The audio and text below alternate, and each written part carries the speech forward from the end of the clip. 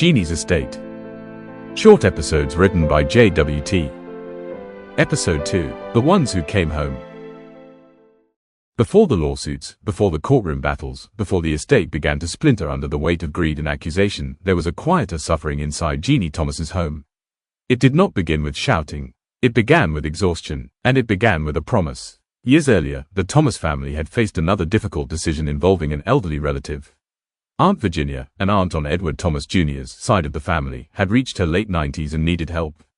At the time, Will Thomas Sr. and Louise Thomas stood up within the family and allowed Aunt Virginia to move in with them. They were much younger then, with more strength, more energy, and more years ahead of them. But even then, caring for an elderly family member was not easy.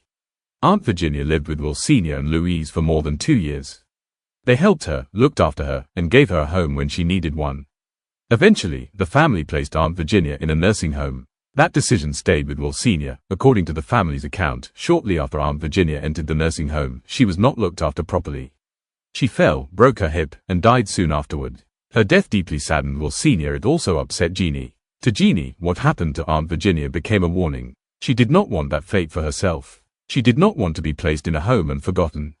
She did not want the final chapter of her life to be spent somewhere away from her own house, away from the people and memories that made up her world. So Jeannie made Will Sr. promise her something. She made him promise that he would never put her in a nursing home. She made him promise to keep her at home until the very end. Will Sr. gave his word. And once Will Sr. gave his word to his mother, he meant to keep it. That promise explains much of what followed. It explains why, even as the work became harder, even as Jeannie's needs increased, even as the burden grew beyond what one man should have been expected to carry, Will Sr. stayed. He was not simply managing a household. He was keeping a promise. For years, Will Sr. had been staying with his mother, Jeannie, trying to manage the daily demands of a woman whose health was failing and whose household required more and more attention with every passing season. He was not a young man without responsibilities of his own. He had a wife, a home, a life, and years of work behind him. But Jeannie was his mother, and Will Sr. believed that meant something. So he stayed. He watched over her. He handled what needed handling. He made sure the house kept moving, that Jeannie was not left alone, that her needs were met, and that the family name was not embarrassed by neglect. Day after day, he carried the burden. And he did it because he had promised Jeannie he would keep her home. Over time, that promise became heavier. For approximately 4 years, Will Sr. had been staying with Jeannie while her condition declined. But his involvement in helping her stretched far beyond that. The work, the worry, the responsibility, and the family pressure had been building for years. Eventually, after pushing himself past the point of reason, Will Sr. collapsed from exhaustion. It was not dramatic in the way people imagine family tragedies. There was no great announcement, no formal meeting, no sudden awakening of conscience from the relatives who had stayed away. There was only the hard truth that one man had been doing too much for too long, and his body had finally forced the issue. Louise Thomas, Will Sr.'s wife, saw what was happening before many others wanted to admit it. She had watched her husband wear himself thin. She had watched him give his strength to Jeannie's household until there was almost nothing left of him to give. And when Will Sr. could no longer keep going the same way, Louise said what everyone should have already understood. She did not know what they were going to do. The family had a problem. Jeannie needed help. Will Sr. needed relief. And the people who should have stepped forward did not. Wade Thomas, Jeannie's son, refused to even visit his dying mother, let alone help look after her. He stayed away from the burden, away from the responsibility, and away from the daily reality of what was happening inside that house. It was easier not to see. It was easier not to help. It was easier to let Will Sr. carry it. And then there was Clem, Wade's barbarian son, who showed no desire to help either. If duty required sacrifice, Clem was nowhere to be found. If compassion required labor, he had none to offer. And then there was Drusinda. Drusinda was not simply another distant relative who failed to help. In the Thomas family, she had become something much more poisonous. According to the family's account, Jeannie could not stand Drusinda. She saw through her in a way others sometimes refused to. Jeannie believed Drusinda had spent years dividing the family with lies, whispers, and rumors, especially about Will Sr. and Louise. Even Drusinda's voice seemed to match the turmoil she brought with her.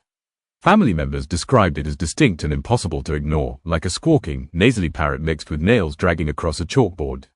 It was the kind of voice that could fill a room before she ever entered it, sharp enough to make people tense before the argument even began. To Jeannie, Drusinda was not misunderstood. She was destructive. Jeannie had called her a gluttonous home wrecker, the kind of person who fed off division, jealousy, and attention.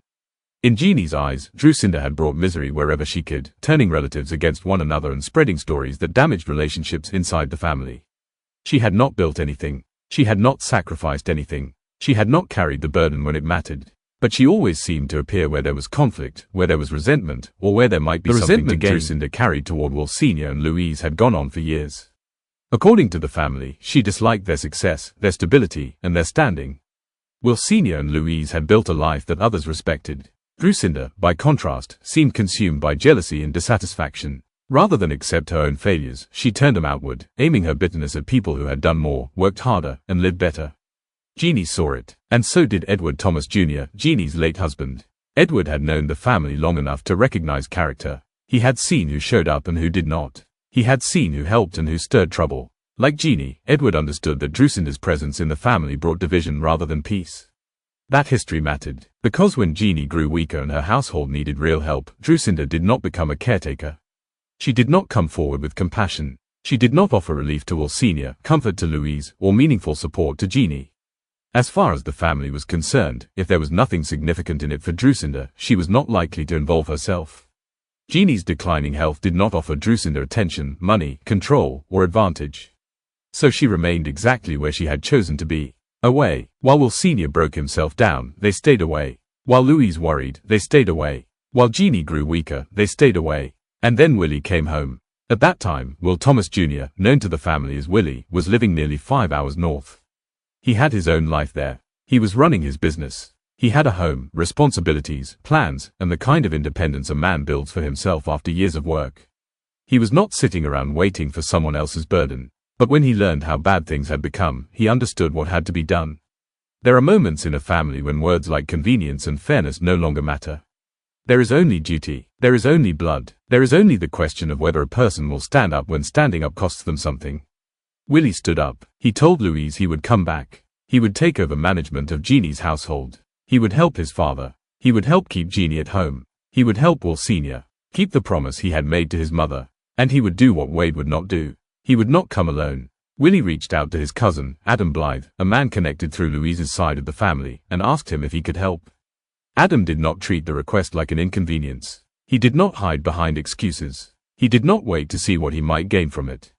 Adam quit his job. Willie put his home on the market. He put his business on the market. And promptly, he moved back. That was the difference between the ones who claimed family and the ones who acted like it. Willie and Adam came to the manor not because it was easy, and not because there was a reward waiting at the door. They came because Jeannie needed care and Will Sr. needed relief. They came because a household was falling apart under the weight of illness. They came because somebody had to do the work. They also came because Jeannie had made her wishes known. She did not want to be placed in a nursing home. She wanted to remain at home. And Will Sr. had promised that she would. And work was exactly what Willie and Adam found. Jeannie's home was no longer just a home. It had become a place of medicine bottles, appointments, routines, visitors, bills, instructions, meals, laundry, cleaning, phone calls, and decisions nobody wanted to make. Every day brought a new demand. Every night carried its own worry.